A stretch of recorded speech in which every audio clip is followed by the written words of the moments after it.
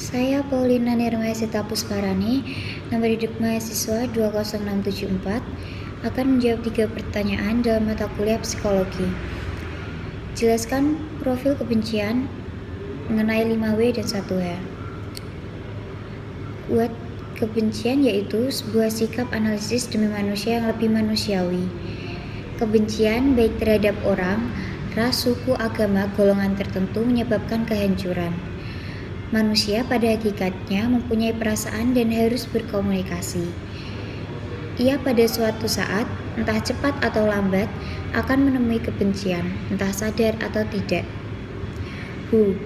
Manusia menurut Wilhelm Wundt, manusia adalah satu kesatuan dari jiwa dan raga yang berkegiatan membentuk diri yang ideal dalam segala kegiatannya.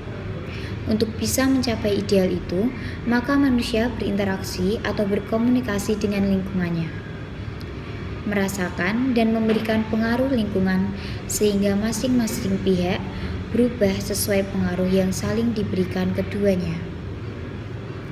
Dalam perubahan yang ada, individu akan menyesuaikan diri sesuai alur yang ada. Where? Di Indonesia dan di dunia. When? Sejak 3000 sebelum Masehi sudah ada kebencian, dan sekarang lebih sering terjadi kebencian karena mudahnya akses media sosial sehingga semakin maraknya ujaran kebencian. Why? Menurut Wilhelm Wundt, salah satu penyebab utama kebencian adalah manusia berinteraksi atau berkomunikasi. Karena melalui komunikasi, manusia saling bertukar emosi, marah, iri, dendam, cinta bertepuk sebelah tangan, rasa tertolak, rasa direndahkan, dan lain sebagainya. Melalui komunikasi, manusia juga mampu menularkan bermacam emosi negatif kepada pihak lain. Adapun faktor internal, yang pertama faktor genetis atau keturunan, di mana sifat yang diturunkan oleh keluarga. Yang kedua, faktor struktur otak, atau misalnya cedera otak di bagian memori atau atensi yang bisa merubah persepsi seseorang, seperti yang dialami oleh Venus Cage 1848. Yang ketiga, insting untuk survive. Orang benci untuk bertahan hidup. Misalnya orang kaya membenci orang miskin dan sebaliknya. Cinta adalah paradok, ia mampu memelihara kehidupan, namun di sisi lain ia mampu menumbuhkan kebencian. Cinta adalah solusi sekaligus menjadi disintegrasi bila tidak berhati-hati. Saat kita mencintai dan memperjuangkan agama, ketika seseorang yang kita benci sudah melakukan hal-hal yang baik kepada kita, namun rasa benci yang ada tidak serta-merta bisa hilang. Mengapa? Karena pada hakikatnya, rasa benci yang telah lama bersemayam di dalam diri kita mempengaruhi kita sehingga apapun yang dilakukan orang tersebut akan selalu salah di mata kita. Adanya kebencian yang mendalam menyebabkan kita menginginkan agar hal-hal buruk terjadi kepada seseorang yang kita benci. Bisa jadi kita ingin melihat dia yang kita benci menjadi hancur, gagal, merusak reputasinya, mempermalukan dia, dan bahkan yang lebih ekstrim adalah membunuhnya.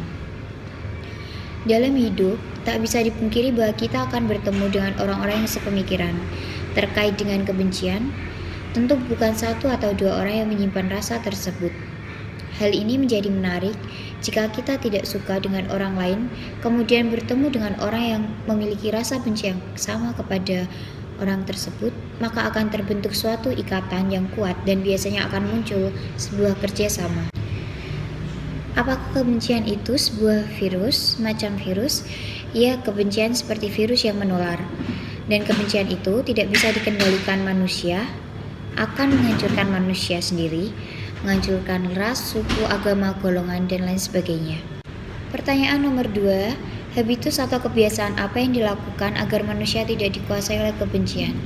Konflik-konflik dan perpecahan dalam hidup bersama bersumber atas kebencian seseorang yang tidak terpenuhinya keinginannya dan orang tersebut dipicu oleh hawa nafsu alamiah atau yang menginginkan jabatan, harta, tahta, dan lain sebagainya. Kembali kepada rasa atau perasaan diri, hindarilah mengumbar kebencian karena kita sendiri akan merasa tidak suka jika dibenci oleh orang lain. Artinya, atau dapat menunjukkan bahwa jika orang mengatakan kita A, sudah tentu orang juga akan sakit perasaannya jika kita mengatakan A kepada orang tersebut. Sehingga kebiasaan yang bagus itu membangun sinergitas dengan model kebaikan sopan santun, tulus, saling menghargai satu sama lain. Hindari penyakit sosial atau antipati kepada pihak atau orang lain. Karena perilaku ini dapat menggapai apa yang sudah menjadi target dan goal kita bersama, yang tujuan keharmonisan, kedamaian, dan kenyamanan hidup bersama. Pertanyaan nomor 3, bagaimana manusia hidup damai meskipun ia harus berinteraksi dengan manusia lain yang memiliki kebencian, atau cara agar tidak tertular virus kebencian? Pertanyaan nomor 3, bagaimana manusia hidup damai meskipun ia harus berinteraksi dengan manusia lain yang memiliki kebencian, atau cara agar tidak tertular virus kebencian? Kita harus selesai dengan diri sendiri sebelum mengembangkan potensi yang kita miliki. Saat membenci orang lain, kita menunjukkan bahwa seseorang hanya bisa melihat kesalahan-kesalahannya ketimbang kebaikan-kebaikan yang dilakukan orang tersebut. Sebaliknya, cobalah melihat kesalahan-kesalahan yang ada dalam diri sendiri terlebih dahulu, agar kita juga sadar bahwa sebagai manusia biasa tidak bisa luput dari kesalahan. Oleh karena itu, berdamailah dengan orang yang kita benci. Jika seseorang menyakitimu, membuat hatimu sakit, kesal, marah, cobalah melihat alasan di balik perlakuan mereka dan berlatih untuk berpikir positif. Lebih baik menengok ke dalam diri sendiri terlebih dahulu, berbuat baik kepada orang yang kita benci dan berusaha sekuat tenaga untuk memaafkannya, lalu mendoakan dia agar berubah. Memang itu tidak mudah, tapi yakinlah itu bisa dilakukan. Sekian dan terima kasih.